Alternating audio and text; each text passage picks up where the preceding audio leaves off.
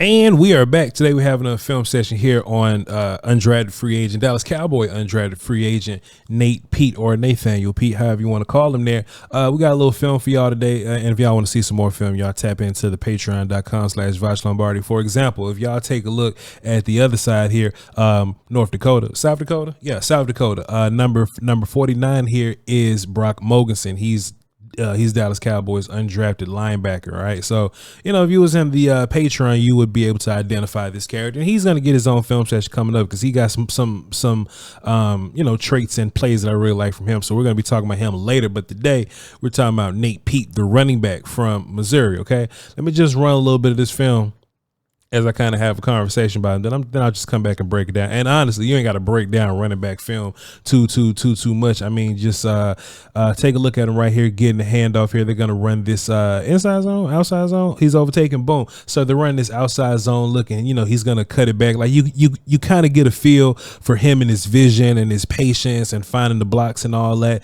And, you know, in this play, I believe is more of an outside play, or he's going to bounce it outside, catch the corner, kind of beat people to the corner, but kind of get caught by you know, somebody else. You know, there's a lot of traits that Nate has, and you know, just based on what he shows me here, he is a what we call complete running back, right? Just a guy that can run, guy that can catch the football, and somebody that can block. I got some more of that film towards the end of the list here. We get a short yardage run here. Hey, we got to have faith in the you know, the back that can get us positive short yardages. Right now, I don't think that's going to be his job here. You know what I mean? Don't get that twist. I'm just telling you what I see in Missouri versus South Dakota. You know what I'm saying? But when when the Cowboys started doing short yardage stuff, it's like 5 other running backs on the roster that's going to be doing short yardage stuff. So don't just think, as I said, that's going to be Nate's job. Okay. We see him get carries from under center. We see him getting carries from under shotgun, and we see him actually pull off some really good blocks. That's an underrated part of his game there, stepping up, taking care of the blocks, putting his body in danger. Okay. But I know y'all got questions. I know y'all got concerns. Everybody like, yo, but Voch, why is the only film you got to show us today versus South Dakota catching the football out of the air, getting a little bit of yak on the back end? You know what I'm saying? Hey, shouts out to Nate Peat, man. But you're probably going but Voch. So you know what I'm saying? What's the dealio? Why are we showing him versus this competition? And you know, why does it sound like I have a little bit of you know, skepticism in my voice? Okay, well, we can talk about it. Okay, so Nate wasn't the starting running back at Missouri. He was the backup. Cody Schrager was the first running back, and he got drafted much earlier. But the film, right? Like, why am I showing you South Dakota State? North Dakota is one of the directional Dakotas, pardon me. Brock Mogensen and them. I think it's South Dakota, sure. You're probably asking, Voch, why am I showing you South Dakota and nothing else? For those of you that have seen my movies and you've come on the channel, you know that when we drop film sessions, I try to show you as many games as possible because it's a good sample size for the player. Cool. Here's the thing about Nate Peat that had me a little apprehensive and a little nervous. And look, once you get to the league, man, your old life don't matter. It's all about what you bring to the Dallas Cowboys, not what you bring as a Missouri Tiger and all that. Here's my thing. If you take a look at his game log, yeah, the film versus Georgia was available. I got all the Georgia films, right? Georgia's a big school. They give away all their films. All right, perfect, cool. I got the film versus LSU. Hey, that's perfectly fine. Ain't no problem. Hey, we got the LSU film. We can boogie with that. We can learn something.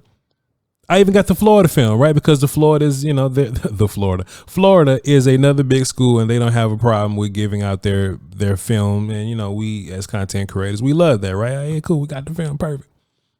But what you notice about those games, and these are all the biggest games on the schedule, right? So you got LSU, Kentucky, Georgia, Tennessee, Florida. Those are bigger games. For some reason, the coach didn't want to give Nathaniel carries in those games. Okay, and if you look at his game log, I'll just put it up on the screen here. South Dakota, thank you. I'll just put it up on the screen here. If you take a look at his film, at his game log here, he gets 14 carries versus South Dakota.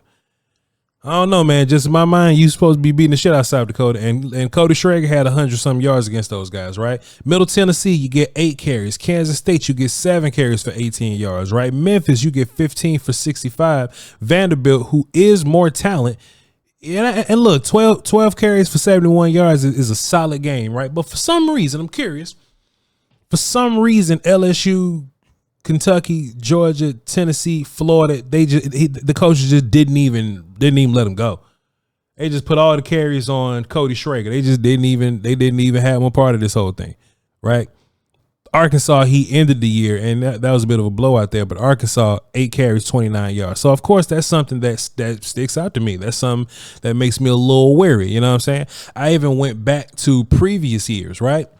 And his 2022 game log was a little different. He did get big carries in a few games, right? You know, Florida 20 carries for 117 yards, Auburn 20 carries for 110 yards. But what is it about these other games to where the coach just decides, hey, we're just not going to give the ball to Nathaniel Peat today? We're just not going to give the ball to Nate Peat, or they do give him the ball, like Kansas State again. Cooper Beebe and them tearing him up. Kansas State again, where he gets 13 carries for 10 yards. And if you go look at the game log or the carries from the other running backs on the team at whatever point that you're looking at the game logs, all those dudes succeed. Because look, this actually popped up in my mind. I'm totally being fair here, right? But Voch, what if it's a situation where, you know, Missouri's just bad? Missouri ain't that bad. You know what I mean? They still have Power 5 talent. They are a SEC talented school, and you know they did their thing out there in the SEC. You know what I mean? They got their losses and their lumps, but that's still a team that's worth competing versus these other guys, right?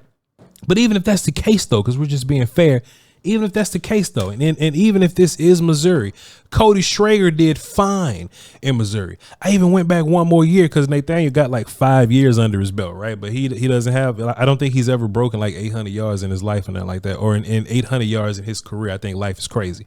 But his last year, 76 carries for 317 yards, and then he had 95 carries for 400 yards. That's a little different there. And then in 2021, 79 carries for 400 yards, basically, right? So I'm just like, man, what the business is? Why is this the case with old Nate Peat? You know what I'm saying?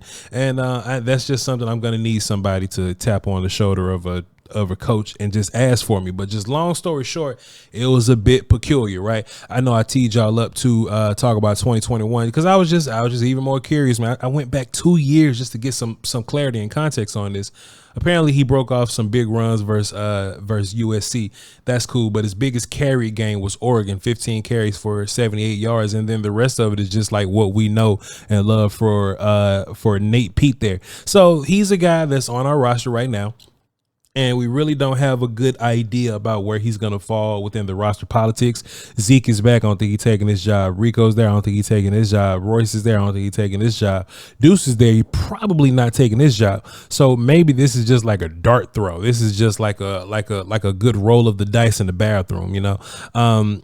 If I had to imagine that, yeah, running back were in the Cowboys' plans to, you know, seal up a guy and, you know, let that dude come in and maybe be the lead back and be complimented by Rico and Zeke possibly, or just maybe in general Cowboys was just lying to our faces and that they just had no plans of going running back at all. Maybe they think that Rico Dowdle and Royce Freeman and Zeke are enough, and Nathaniel Peat is just a toss of the darts, you know what I'm saying, just to kind of come in and just compete. And maybe if he can beat Deuce, then that's what they're possibly considering. But man, we just looking at college film, dog. He ain't even a dude that's better than Deuce's college film. And look, Deuce got some damn college film for your ass. Hunter Lipke got some college film for your ass. And both those dudes have better production than Nate Peat, on top of the fact that those dudes have at least experience in the NFL. That's another problem Nate's going to run into.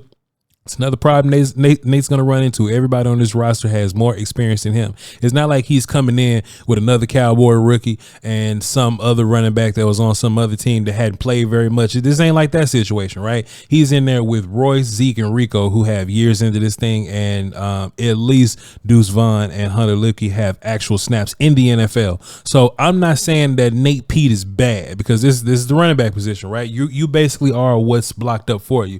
And if this Cowboys offensive line pans out to be what it really can be, then you know, I'm phony and I take back everything I ever said about Nate Peat. He'll be just fine.